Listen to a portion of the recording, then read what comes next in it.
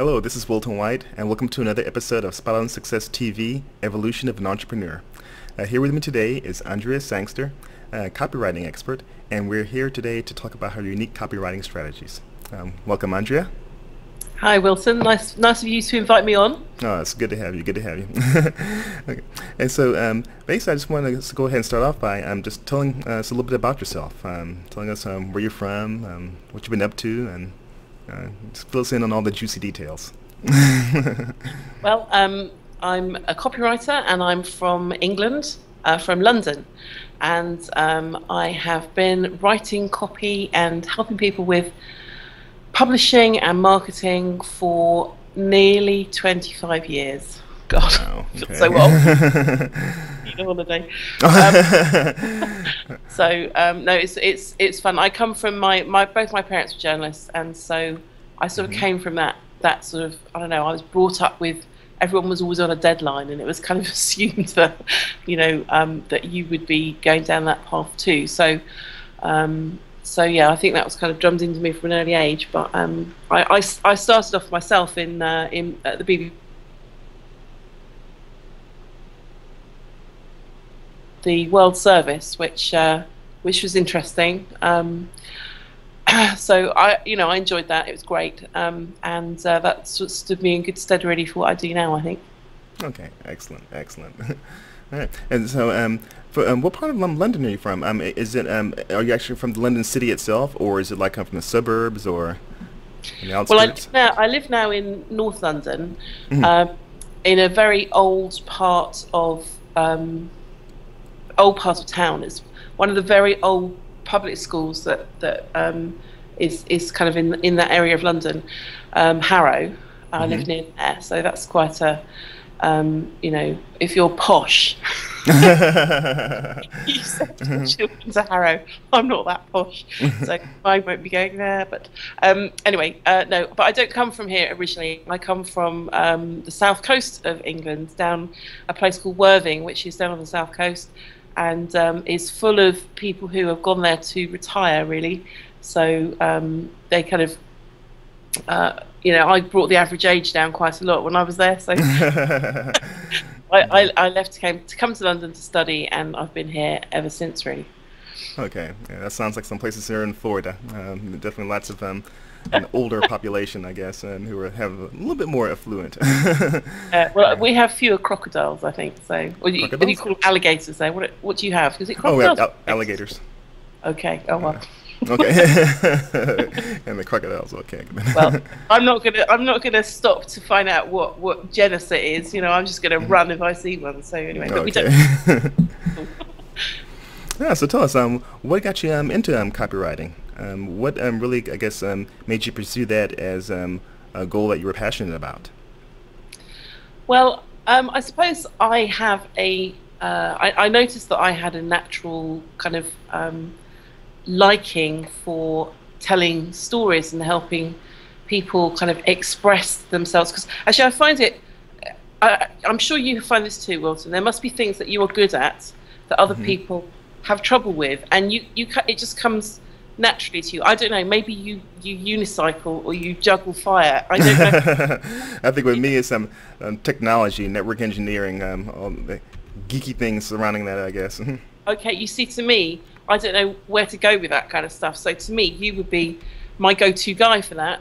So I became other people's go-to girl for that sort of, for copy and for marketing and that kind of thing, because I just happen to have a bit of a flair for it. And really, I mean, I suppose my BBC background really did help me. I'm really grateful for that, because as opposed to just another copywriter from just another copywriting college or whatever, I had a background where the writing that you do for radio is completely unique. It's you have to tell a story without any benefit of pictures whatsoever. Just the pictures that you help somebody make in their mind, and there's a real art to that. Okay, yes, I would imagine.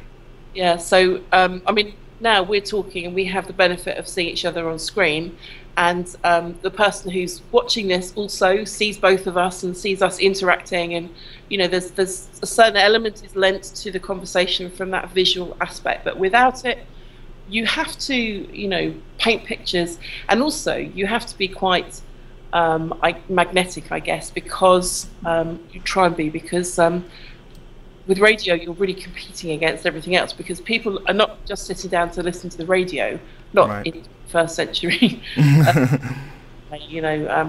But they so they might be doing the ironing or doing the washing up or feeding the kids or driving in the car, and then they've got other things competing for their attention. So it's a bit of an art, but I'm really grateful for that, because that taught me a lot about a lot of skills to do with telling a story and making it come alive. I've interviewed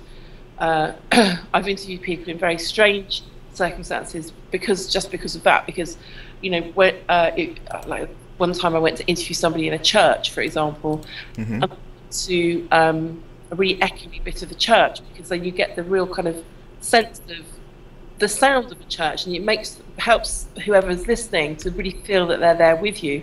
Right. Similarly, I once interviewed. I don't know if you've heard of this guy, Nigel Rees. He's a world expert in graffiti, and stuff that people write on toilet walls. So anyway, I was interviewing him once for some reason, and I actually did the interview in his toilet. I don't know whether maybe actually every journalist who goes to interview him probably does that, I don't know. And it was the acoustics and the ambience of the recording, because you get the and so halfway through I leant over and flushed the toilet, so it's kind of that kind of thing in radio. Is you have to do that to keep people listening and alive to what you're saying, compared to whatever is on telly or the dogs barking or whatever. So so it's grounding, I think. Yeah. Okay, that's pretty good way of putting it. Really, I guess, creating a landscape with your voice, as opposed to really having the benefit of video, as you say. Definitely. So as for me, thank goodness for video, because I figure that for me, one of my strongest skills is definitely, I guess, writing itself.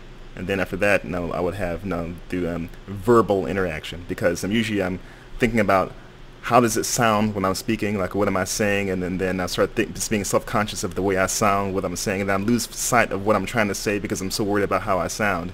And so, and not to mention with the video thing of where I was worrying about how you look. So I guess getting the message across and through voice alone, it can be a very good challenge. And so I guess that is a good segue leading into actually copywriting itself, because although I consider myself a pretty decent writer, when it comes to actually copywriting, to me the first thing I think of is, okay, now I'm trying to convince someone to either do something or buy something, and it seems like a whole different world. I mean, because I'll just write, me from my technical background, I'll just write, well, no, it's really not a good idea if you do this, because you'll get this, and this, and here are all the specifications of this, and this. I mean, it's beats the competition, and so go for it. And that's you explain it in quite a techie way then, with all the features and the technical spec of what you were talking about, I guess.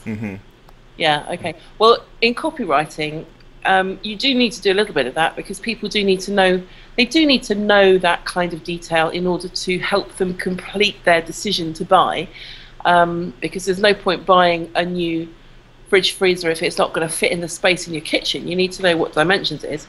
However, the difference really is in what you lead in with, and I think this is the biggest problem that I think I see in people with businesses when they write about themselves. And if you fix this, they would really start to see their sales soar. And that is, they need to talk about what their product does for the customer, not the specification, not the color, the shape, the size, how big it is or how powerful it is. They need to talk about what it does for the customer. Right. And I'll give you an example of this. I had a client once who was she worked in an office, and she had a photocopy salesman come see her one day and trying to sell her a new photocopier, which is a big expense. You know, that's quite a major decision to buy a piece of equipment like that. And anyway, so she wasn't really that into this whole purchase. And anyway, the guy said to her, listen, I'm not here to talk about the copier. Just tell me what your problems are. What are the problems that you have in your job relating to copying? And she said, well, actually, there is one thing I have, which is a big problem. And that is that I have to come in early every day, half an hour before everybody else, to collate all the faxes. This was some time ago. To the office overnight and copy them, and then get versions of, copies of all those faxes to all the directors' desks, so they're in their in trays when they come in through the door at 9 o'clock in the morning. And she said, and so I have to be up before, I am the first one here every morning, and I hate that. So he said, okay, so if I could get you over that hump, if I could get you over that problem, then would you be interested in talking about how this copier can help? She said, yeah, sure. So there was this function, I won't go into the techie specky, but there's the function which enables that you press one button and it just does it automatically. Gets documents coming in and then sends them out electronically to the right inboxes, so you don't have to touch a thing. And essentially, what he sold her was not a new photocopier. He sold her a lie-in in the morning, and that's how he phrased it. He said, I can get you that lie-in in the morning. I can give you back those 30 minutes. Are you interested? And she said, yes, I am. A great example of selling the benefit and not the feature, because he could have talked about how the thing did it, how the machine did that stuff. But she would have been going, yeah, right, well, I kind of get that that's a good thing, but I'm a bit bored. I can't see the electric message in there for me. Right. So that's the trick, really. We have this phrase in the UK, I don't know whether you have this in the US, that goes, sell the sizzle and not the sausage. Oh, yeah. Never heard that one, no. It's the same principle. It's, you don't talk about the tube of processed meat that's contained within a tube of material and tied at either end. That's not how you describe a sausage. You talk about, sorry to any vegetarians in the house, but the comfort food and the real family feeling of sausages and mashed potato on the table, and that, right. There's a real kind of difference to talking about benefits, it's really what that product does for the person, right. What it helps them achieve that they could never have done otherwise, what it helps them feel, it's what it helps them avoid. It's not the technical spec, it's the benefit, yeah, what it does for them. Okay. And that's the copywriting difference, really. Okay, so really the focus is on the, I guess, features of the product more than anything else. And is there like a standard format you should follow as far as how you approach it? Like, say for example, I use WordPress a lot, for the blogs, and I made this incredible new plugin, for WordPress that has all these great features and does a lot of good things. I guess. Is it just a matter of really just listing all the features? I mean, because usually when I see copy, the writing is kind of compelling in a way that entices you to, I guess, somehow establishes a connection that makes you want to use those features. Because if it's just a list of features, that looks great and it does all this, but what actually kind of closes the sale, so to speak, and that's and I don't know, is that what copy is? I think that's what copy really is all about. I mean, just I think there are a number of things, there are a number of elements at play. In fact, I can hear my Skype going beep beep in the background. So let me just try and make myself invisible. Oh, okay, no problem. Look at me. Hey, look at me go. Invisible. So that means I won't get that beep beep thing going on. So anyway, okay, so there are a number of other things that are played really with copy. It helps if you can immediately identify with the person, or help them identify that this copy is for them, which is why, you know, quite often with sales letters you will find them at the very top, before the big headline. It's like a little sub headline, and quite often in that sub headline it will say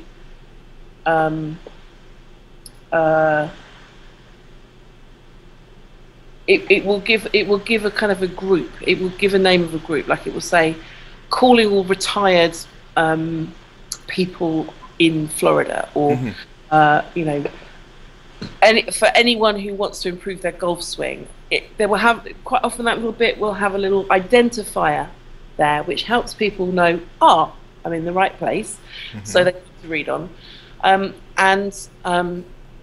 Then the headline is always going to, the headline's got to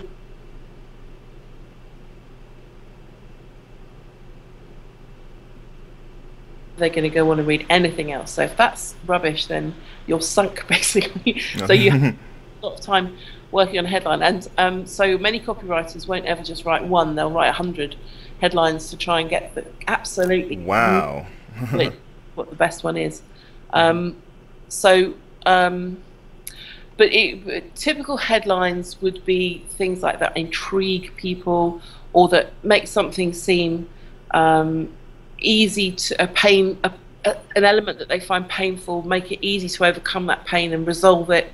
I mean, there are lots of books written on this sort of thing, and headlines are absolutely massive subject area. So I would recommend that someone go study headlines rather than just, you know, listen to what I can tell you in 2 minutes on our interview here, because I can't do it justice. But really the thing is that you're either attracting someone, intriguing them, compelling them to read on, making it seem easy, and then after that there are some points that you have to hit. I mean, I think it's a great thing in a sales letter in the early stages to identify the pain points that people have. You know, maybe the 3 top pain areas that they have around something. So, for example, I'm writing something at the moment for the Stress Management Society in the UK, and stress is a big area for people. I mean, you know, practically everyone feels stress at some point. So, when you're watching this, you're going to understand this, that there are certain pain things that happen when you talk about stress. So there's the pain of, you know, kind of like running out of time, the feeling that time is against you, you never have enough time in the day. Right. There's the feeling that your health is suffering because maybe you can't concentrate at work, you can't, your eating goes a bit haywire, either you're not eating enough or you're eating too much, you're putting on weight or you're taking it off and you can't explain why, and you can't sleep, so your health is a bit of an area. And maybe there's a fear at work that you're falling behind, or maybe you might face the chop because you're not pulling your weight at work. And so there's a lot of paranoia around employment when it comes to stress, employment stress, because of that very fact of the economic times that we live in. Right. So 3 pain points that I think everyone can probably identify with to some degree. And you might touch on those in the first section. And bullet points are a great way to highlight information. So, are you feeling under pressure at work? Are you going to snap at work, or feel that someone's going to snap you?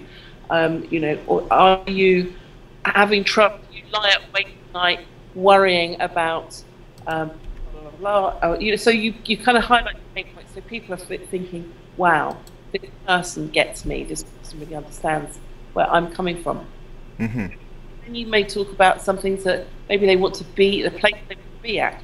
So wouldn't you rather close your eyes and just imagine yourself in this ideal scenario with these ideal things happening to you? So you touch on the kind of aspirational, what would happen if we could fix it type points. And then just run through how your product or service can help people escape pain and achieve the opportunity that's on offer. Mm-hmm. Mix it all up with a number of other things, like you need to provide an element of social proof. So you know, if you say that you're a great conveyancer or you're a great consultant or a coach, that's fine, and I believe it up to a point, but I need evidence too. So if you were reading stuff about anybody saying, you know, I am the greatest this, I am the greatest that, and you're thinking, well, okay, but tell me someone else who thinks that too, apart from you and your mother. Then I want to see proof. I want to see other people's testimonials.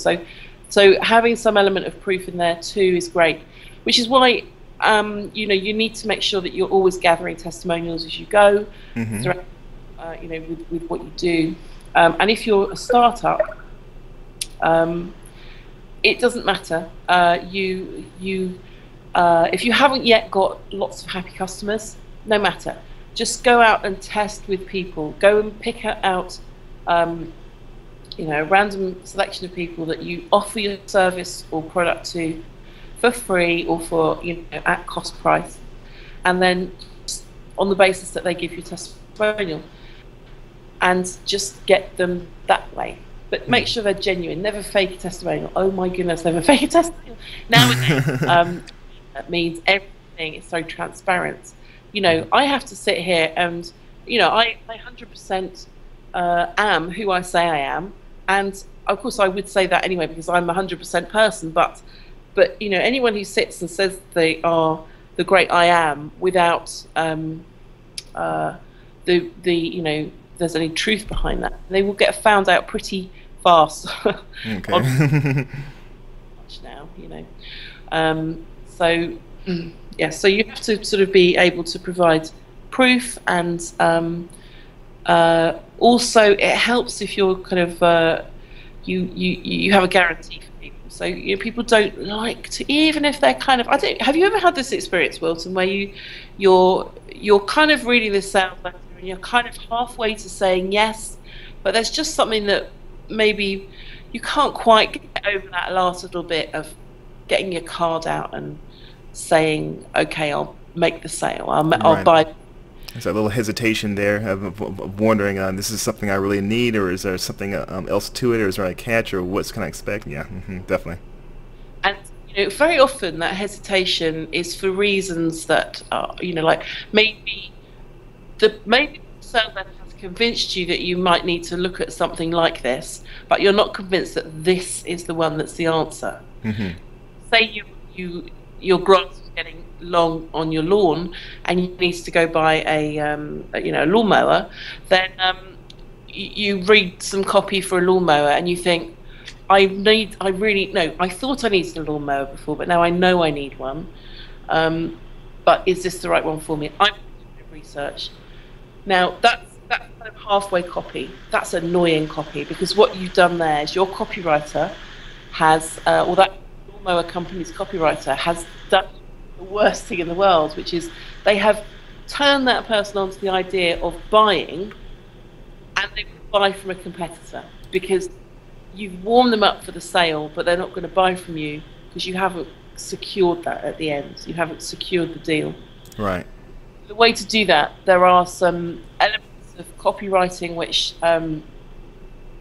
help to encourage people to make the decision there and then, including making sure that you have a good guarantee so that people understand that, okay, they can buy now at this great price that you're offering, but if they feel that it's the wrong decision later, then they can get their money back. There's absolutely no problem with that and no questions asked. And it's very important to have that sort of guarantee, especially nowadays when people are buying so much online. We are buying in a way that our parents never did. They never walked into into an internet cafe or walked into their living room and started typing on the computer and say, okay, I must buy anything from toothpaste to, toner cartridges. Oh, yes. Don't they? They go to their village or their asking people to buy in a whole different way, and so help them overcome their hesitancy. You need to make sure that you have things like good guarantees in place to encourage them to take the plunge. So especially older audiences, because they are less trusting of technology and getting their credit cards out and using them online.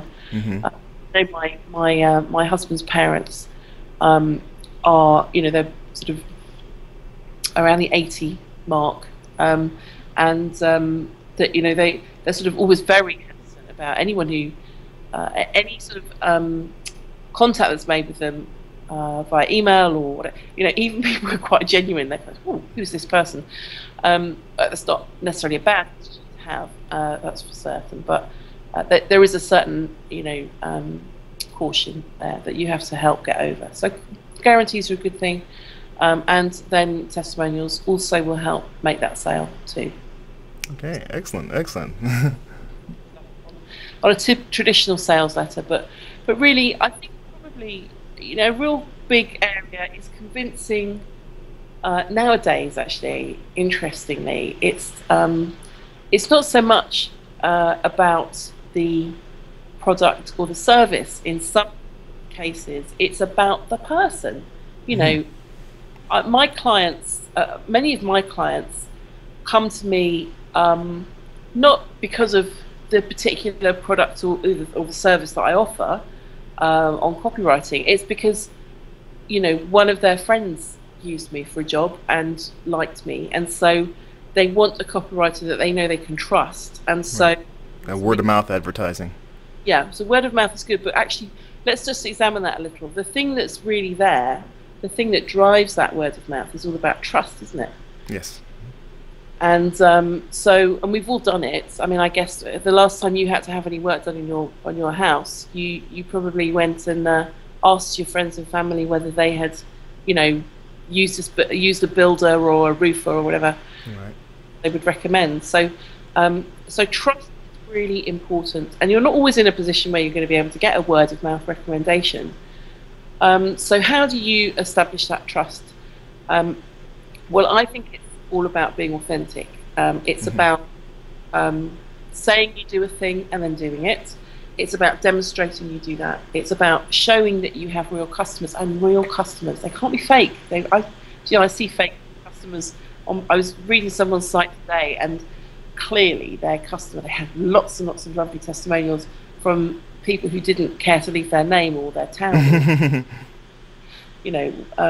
So I don't believe that they're real, or if they are, those people need to put their names on. So they need to be real. It needs to be convincing, and so I think actually it's a tremendous opportunity for entrepreneurs who have got good services, got good products, got good relationships with their customers, to really take a step forward, because wow, you've got something to shout about, and you have authenticity. And so after that, it becomes about just making sure that people understand what your brand is about, and what you believe in as a company or an entrepreneur, what your ethics are, what your emphasis is on. It might be on getting the best price deal for someone, or it might be on getting the greenest product or the lowest carbon footprint for someone on a product. It might be on supporting the local community. There's many different elements that might come into what your brand is about, and so that comes out as part of when you talk about yourself. In your when you're telling the story of authentic you. Right. Okay. All right. Excellent. I am told that I have a tendency to go on a bit, so I think that's my copywriting. That's my copywriting default setting, just to keep talking. So do stop me if I'm going on. Oh no, this is a wealth of information, so I do appreciate it. So I guess if someone's going to be doing a lot of copywriting, how would you suggest that they start? I mean, are there any particular books they should read, or should they definitely go to your site and get some tips? Or is there like a long period of study, or is it more of exposure to like established copywriting examples to learn from? there are lots of ways to do it. By all means, people can come along to the site, copymadesimple.com, because I've got some information on there which is aimed specifically at entrepreneurs who want to be able to express themselves better, and learn some of these skills. And so that's a good starting point. But also great books are, there's a Robert Cialdini book called Influence, The Art of Persuasion, I think it's called. That's a very good, a really good book.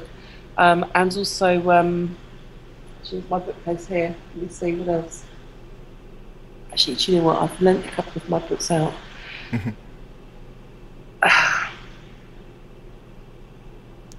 Remember the title, it'll come to me. But there's another book by a guy called Harrington. I can't remember how you pronounce his name, but it's an amazing book. I will remind me at the end. I'll see if it pings into my head. Okay, we'll make sure we get that.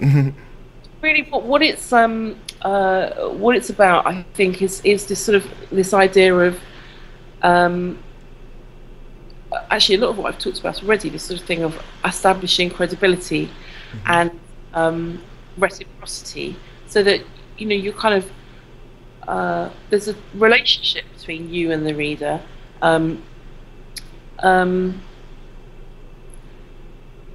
There's a so you're kind of, this is the idea, actually. This is where all the stuff about in marketing, where you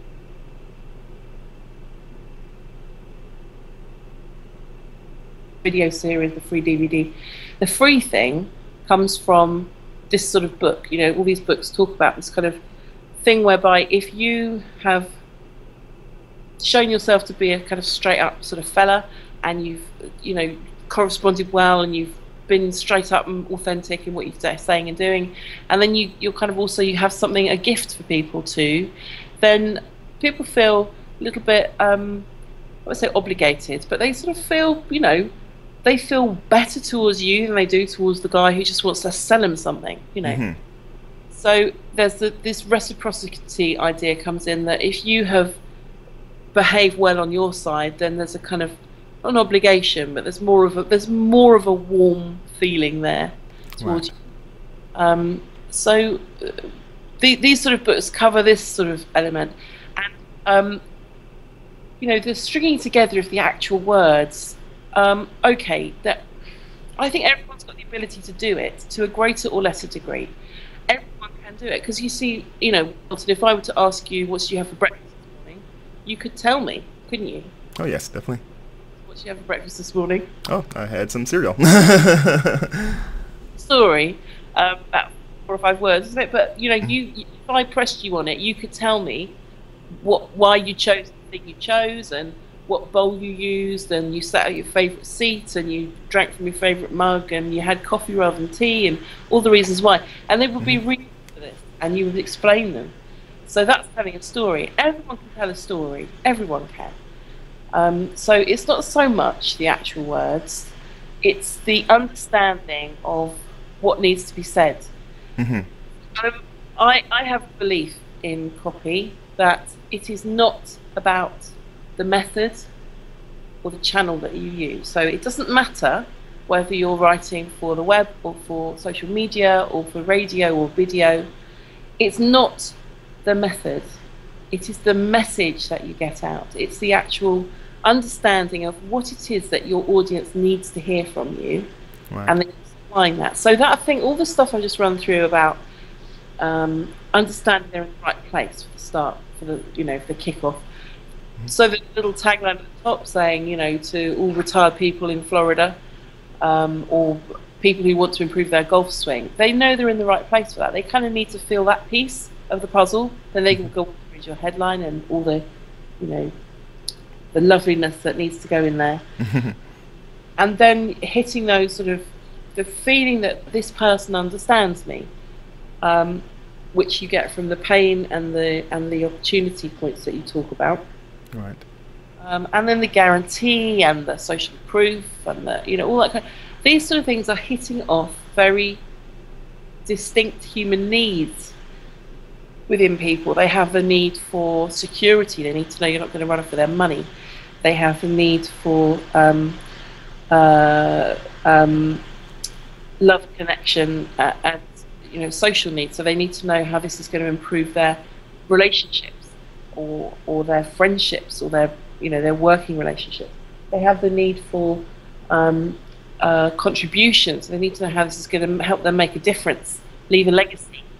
They have a need for significance. A lot of people will have a very big need for difference. They need to know how this is going to make them really hot, or really important, or a big cheese, in their community. So there's these needs that need to be met in what you say, and so that's part of your message.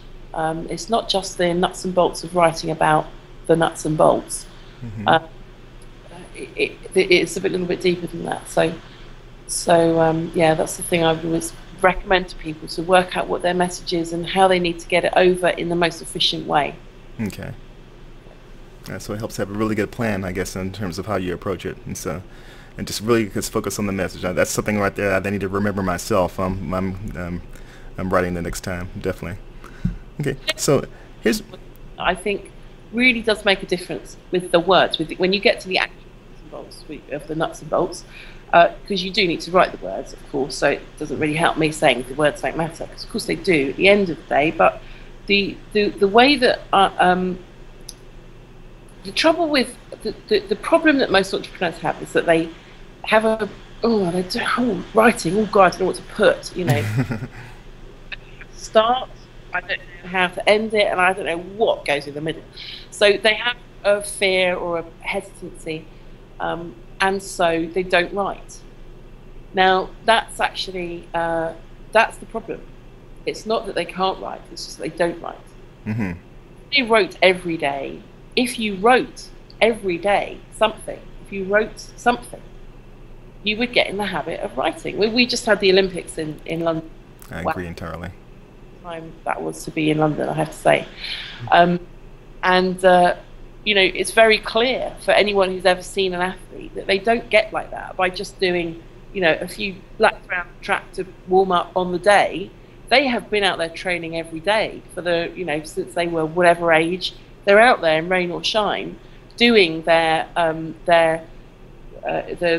training that they need to do to achieve the peak performance that they have to get to on the one day of the year, of the 4 years that it actually matters to be an Olympic champion.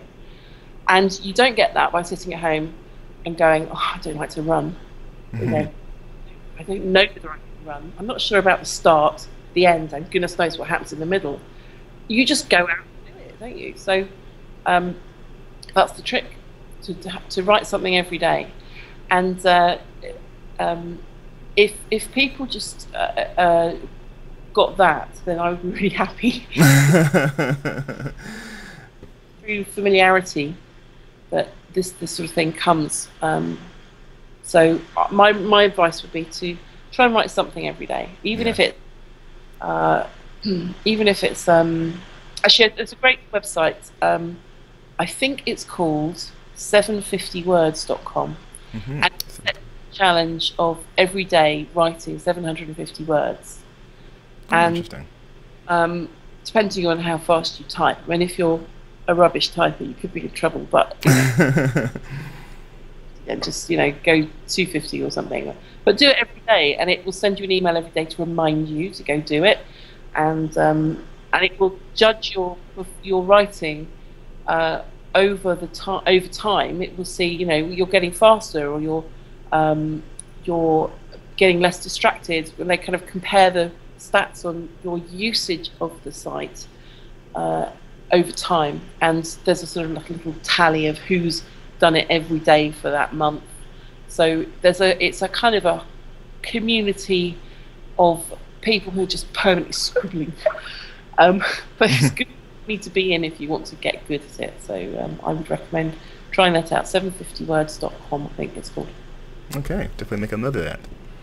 Well, here's a question I have: written copy versus video copy, and how you should approach each other differently. Because I can imagine myself trying to, like, on video, present the same type of copy as I would have made in written copy. Like, you're about to learn the three most powerful methods of doing something, and trying to be as animated as my written copy kind of stipulates, because it's like pow, and the written copy can really hit you in the face, and I don't think that would translate very well to video, because you see someone that they're obviously acting and or overemphasizing everything. And so how really should video copy be approached? Because it seems to me that would have to be somewhat different. Or should the video copy be very much toned down, or should it be more of just here are the features that are available and how they'll benefit you? I mean, like, what is the real difference there? Geek speaking there. That's your technician. So let's talk about features. No, look, it's an interesting question, and it's actually a really important one, because there is so much now emphasis. There's so much emphasis on video traffic online compared to written copy and written communication. And in 2013, both YouTube and Cisco, I think, have come out with a statistic that they say that video is going to completely dwarf search returns. For when people type in a search thing, they're going to be, next year, they're going to just be flooded with video Wow. returns compared to text returns, which is what we're more used to seeing. So it's really important, really important. So how do you do it? Well, okay. I would say a lot of this will come down to what your brand is. There is no point. I mean, I've seen some wild infomercials that you have in the States. So you get that. I don't know, this might just be, I remember from Hollywood movies, but you see the crazy car salesman, or the truck salesman has come down to my, to Dan's ranch and come and get your crazy truck deal, and fresh suit and Donald Trump-like hair and this kind of thing. So he's just like larger than life and wild and crazy. And obviously, if you're naturally more of a librarian sort of personality type, that's not going to fit very well. Under no circumstances attempt that sort of malarkey if you are more a librarian sort of person, because you will look inauthentic, you will look weird, and you will hate yourself forever. Be available forever, of course, because once it's online, it never dies. To be aware of what your brand is about, how you would approach something like that. I wouldn't go that kind of crazy how do you say it? Information. No, I can't even say it now. Oh, infomercial, I believe. So One of those concocted words. don't go that guy if you are not that guy. Mm-hmm. Because it won't fit right for you. Right. If you are that sort of crazy counterculture type person, then yeah, actually, part of marketing is about being different from the other person, isn't it? So that's how you get noticed. But get noticed for the right reasons. If you're more a more kind of sedate person or a more measured person, then you need to make yourself understood in different ways. And with video scripts, if you're doing short videos, and short videos, you must do short videos, especially if that's the sort of sales video, the start of a sales process. No one's going to sit and listen to a 40-minute video from you if they don't know who you are and what the benefits are of listening to you. Mm-hmm. You've got to kind of, your first intro video hooks people in to find out more. Might be 60 seconds or 90 seconds. You've just got to kind of make it short, snappy, and really digestible for people, that they're not going to go, I can't invest the time in listening to the video, because then you're nowhere. Mm-hmm. But the way I approach that sort of video is I wouldn't script it word for word, because that will look stilted, unless you're Whoopi Goldberg or Meryl Streep, and you can do that sort of stuff with a wry smile and and people will believe it. And do that, then don't script. Mm-hmm. You've got to say, have bullets in your head or on a sheet of paper, near where you're filming to remind you of the key points to hit. But script the first line and the last line, because you see, I think people it's a confidence thing when it comes to video, and the biggest confidence problem is how people look. You know, they go, I can't. What will I look like? You know, how many chins am I going to show? What about my hair? Do I get my hair done? There's a suddenly you know, personal beauty paranoia creeps in when you have to stand in front of a camera. But we all know that it's like standing in front of a, you know, like a ordinary photograph camera. Sorry, in front of a camera to have an ordinary photograph taken, because I can get very, you know, precious about, you know, am I looking gorgeous today? And so to stand in front of a video camera makes it 100 times worse, don't you think? So that's the biggest problem I think really subconsciously people have. So anything that you can do to make yourself feel more confident is going to be a bonus. And in this case, I think scripting your opening line is a great thing. And it also, the tendency with a lot of people is that you get the first line of the video and they kind of almost like surprised to see that there's a camera there. You know, we think, well, you did set this thing up to shoot your video today, but you know they kind of are not quite knowing what to say in their first few words. So it's much more confident and much more confidence building with your audience to know where your opening line is. And so, are you a retired person living in Florida who wants to save money on their, you know, I don't know, whatever, their food costs, or do you want to improve your golf swing, and do you have 90 seconds so I can explain to you how? So that you're doing the same thing we talked about with the sales letter. You're kind of identifying who your audience is so that they know that they are in the right place, because even 90 seconds in the wrong place is, you know, that's a waste of 90 seconds in your life, isn't it? You will never get that. So I would do your first line, and also your last line is very important, because you need to make sure that you remember to tell people to do the thing you need them to do. You'll see a video where people forget to tell you where to click or what website to go to or whatever, and it's kind of put on afterwards, maybe on a caption, or it's kind of like stuck on the text underneath the YouTube video, and the text underneath it, the bit that no one looks at. So make sure that you're kind of signing off well and starting well. And I think if you've then got everything in between bulleted, and you just remember to describe it or to talk about it from the point of view of how it benefits the person listening, then that's the trick. That's the trick. Because it's not about you and what you want to sell someone, it's about the pain that you can relieve from someone, or the opportunity that you can give someone. And if you think about that, then that's when people start to get excited. Okay, excellent, excellent. All right, Andrea, just one last question. Who would you recommend that I should interview to find out more about this type of topic? Okay, well, who should you talk to? Well, I've got a couple of people that I think would be good.